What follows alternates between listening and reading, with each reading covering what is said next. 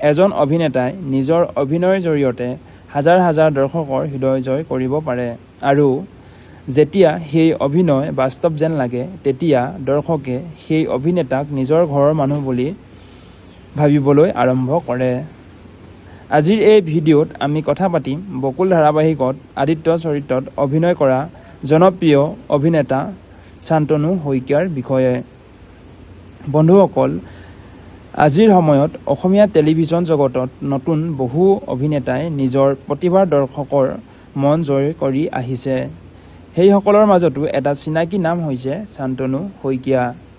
বকুল ধাৰাবাহিকত আদিত্য চৰিত্ৰত তেওঁৰ অভিনয় সংলাপ কোনো ধৰণৰ এক বাস্তৱিক আৰু স্বাভাৱিক অভিব্যক্তিয়ে অতি কম সময়ৰ ভিতৰতে দৰ্শকৰ মন জয় কৰিবলৈ সক্ষম হৈছে।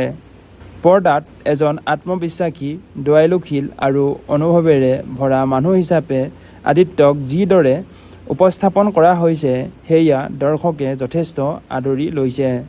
যেতিয়াই আদিত্যৰ কোনো আৱেগিক দৃশ্য সম্প্ৰচাৰ হয় সামাজিক মাধ্যমত সেই দৃশ্য লৈ বহু আলোচনা আৰম্ভ হয়। বহু দৰ্শকে মন্তব্য কৰে যে শান্তনু শইকীয়া অভিনয়ৰ একেবাৰে বাস্তৱ যেন অনুভৱ হয়। কেৱল অভিনয়েই নহয়, তেওঁৰ সৰল ব্যক্তিত্ব আৰু হাঁহিমুখীয়া উপস্থিতিত দৰ্শকৰ মাজত যথেষ্ট জনপ্ৰিয়।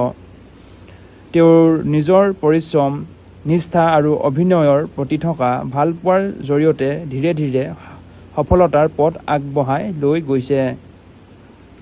এজন ভাল অভিনেতাৰ সফলতাৰ কেৱল সংলাপ কোৱাৰ ওপৰত নিৰ্ভৰ নকৰে। চৰিত্ৰটোৰ অভিব্যক্তি দৰ্শকৰ ওচৰলৈ কিমান আন্তৰিকভাৱে লৈ যাব পাৰে সেয়াই প্ৰকৃত ফলাফল।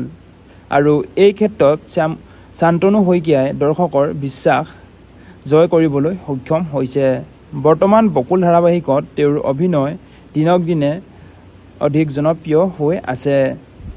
বহু নতুন দৰ্শকেও কেৱল আদিত্য চৰিত্ৰটোৰ বাবেই এই ধাৰাবাহিকখন চাবলৈ আৰম্ভ কৰিছে।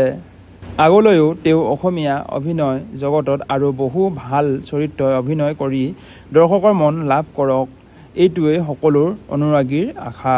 বন্ধুসকল, আপোনালোকৰ ওচৰত এটা প্ৰশ্ন, বকুল ধাৰাবাহিকত আদিত্যৰ কোনটো দৃশ্য আপোনালোকৰ আটাইতকৈ ভাল লাগে? তলত কমেণ্ট কৰি জনাব। ভিডিঅ'টো ভাল লাগিলে লাইক, শ্বেয়াৰ আৰু চেনেলটো ছাবস্ক্ৰাইব কৰিবলৈ একেবাৰে নাপাহৰিব। ধন্যবাদ।